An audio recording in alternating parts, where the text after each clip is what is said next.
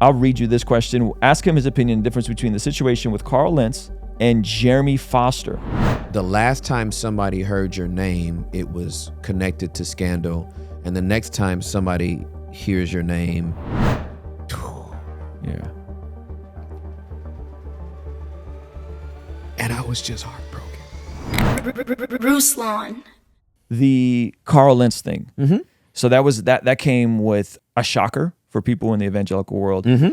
I had known about it months ago because you don't keep something like that quiet. Yeah, absolutely. Like everybody knew about the it. The streets talk. Yeah. Not just the streets, yeah. the church streets. And so the question of Carl coming on, I'll read you this question. Ask him his opinion, the difference between the situation with Carl Lentz and Jeremy Foster. And you may not know who Jeremy Foster is. I do.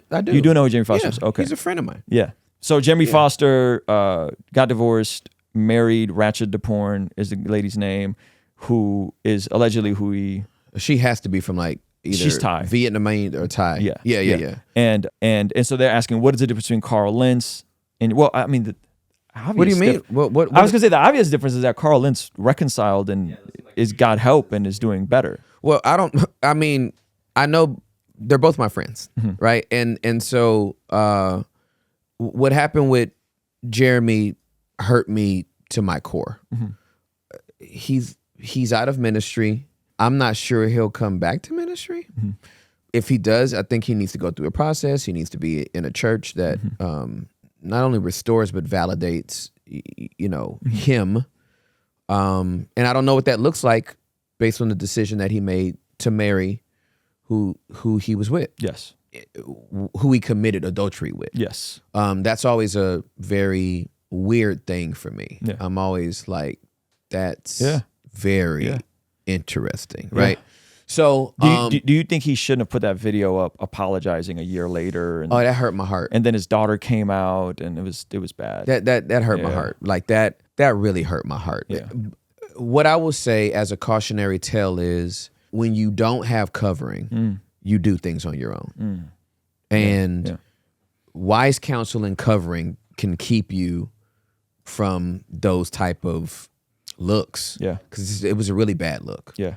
So now with Carl has spent significant time being restored, healing, both he, Laura, the children.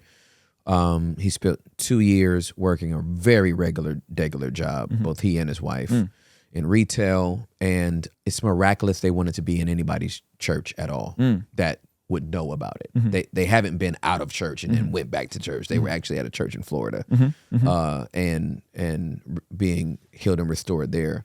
And they came to Tulsa. And so I'm so grateful that they actually want to be in church. After everything that's happened, and that the kids want to be in church after everything that's happened. And I know that, when the last time somebody heard your name, it was connected to scandal. And the next time somebody hears your name, it's connected to someone that you like or dislike, there's going to be a reaction. I'm really comfortable being uncomfortable. I just really do well with discomfort. Yeah. Again, I was going to be a homicide detective, so I run to drama. I don't run away from it, right? And I don't particularly like a mess, but I don't run from it. You know, so I know people are, when you're far away from anything, we live in a fill-in-the-blank culture, right? No one, it is impossible for any human, I'll just say North America and not say the world, like most arrogant people, most arrogant Americans do, right? But nobody can channel surf, Ruslan, and pass Wheel of Fortune and resist the urge to try to get the word, right? If it's a 7-letter word and 4 lit up, you're like, dodged, right? Like, I think I can put enough words together to make a guess. It may not even be the word, right? It could have been ducked, but I saw a D and another D and a G and another D at the end, so I thought it was this. And that's what most people do with... They're trying to fill in the blanks. They're trying to fill in the blanks. Got you. And so I'm not at liberty to tell Carl and Laura's story, and I won't. Right? And I know that they've done their work, or I would not put my name on their process. Yep. Or my name on Mike. You know what I mean? For that matter. I've discipled him for over a decade at this point. You know what I mean? And so this is a guy that was given stewardship responsibility of a church that had 400 people, and then God just blew on it. And like we talked about earlier, he ain't gonna do everything right. And in hindsight, you might turn around and go, you know what? Maybe we shouldn't have done all of that. Or maybe we shouldn't have done this. But it's easy to critique in hindsight. Sometimes when it's in the middle of it, you got to see where stuff is going to settle. Yeah. So I don't even know if I've answered the question, but that's what I'm going to say right now. Hey, you want to see something crazy? 67% of the people who watch this channel are not subscribed. Do me a quick favor, make sure you hit that subscribe button so you stay up to date on all the videos here on the Blessed God Studios channel. I think that's a fair answer. Do you think doing the show on FX is a good look in hindsight of everything that's came out? Because they got this whole thing coming out on FX. And, Yeah, you know what I mean? You know, they made a decision that at the time they thought was good. I got you. And in hindsight, I got you. Okay. Yeah. I'm not even sure they would have done it. Yeah. I think there's no taking away from Lentz as incredible orator. I don't think anybody could take that away from him. Bet not try. I think when that happened, I was heartbroken. Me too. I was like, man, that was brutal.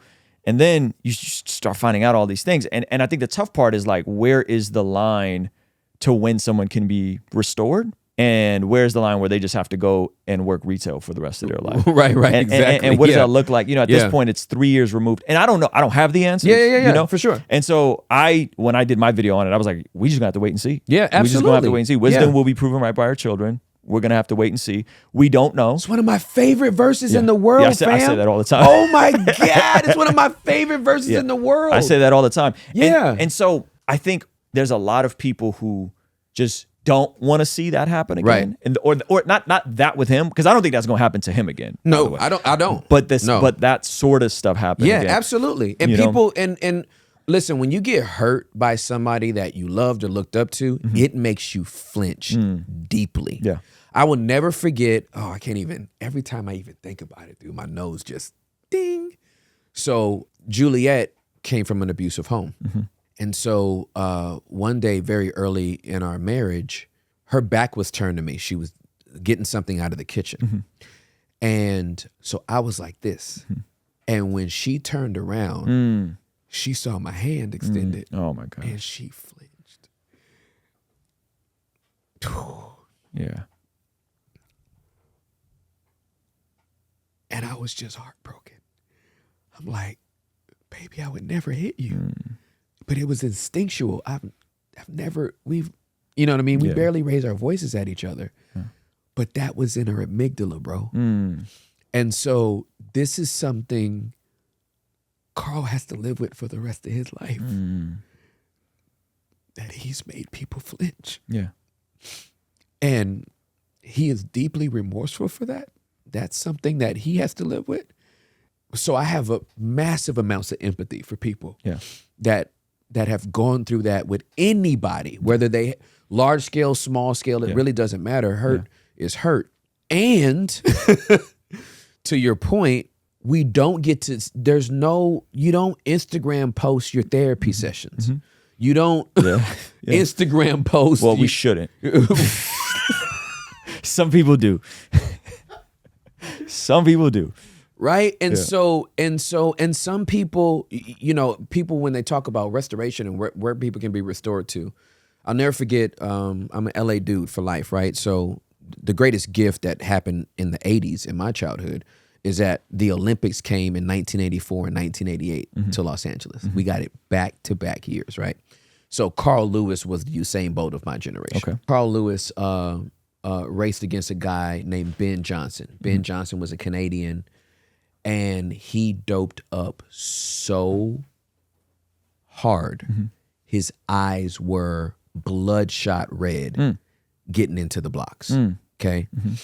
He dusted Carl. And we all knew he ain't gonna pass that P test, right? And he didn't. And IOC disqualified him, International Olympic Committee, right? He was banned from running track at the Olympics, not running track, period.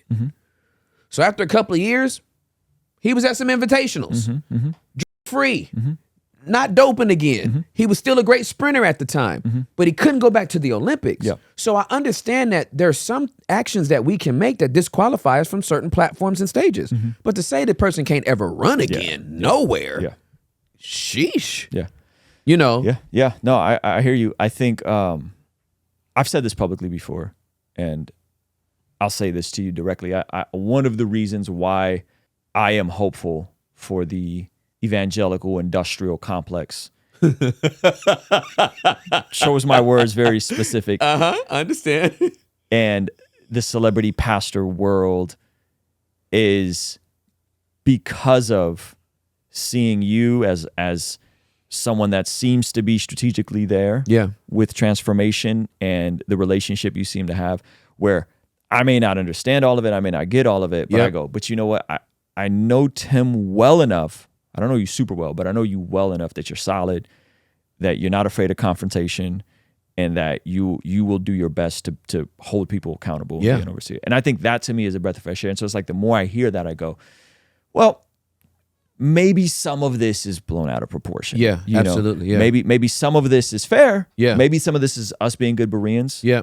Maybe some of it's not. Yeah. You know? All right, hey guys, we're gonna go over to our Patreon exclusive segment. I'm gonna ask Tim about what he thinks about deconstruction, what he thinks about some of the Transformers ideology that's prevalent in society. Ooh, I caught the code. We'll see you over there, all right? Hey, if you enjoyed this video and you want to see the full extended version of this podcast, be sure to sign up for our Patreon community for only $5 a month. It'll really help us continue contextualizing the gospel using YouTube, media, and podcasting. And in exchange, you will get full unedited versions of the podcast, of our daily after party streams, a discount for our merch store, and exclusive access to our private Discord server. It's only $5 a month. The link for Patreon is in the description of this video, as well as the pinned comment below. Again, hit the link in the description, sign up now, and I'll see you over there, all right? Peace.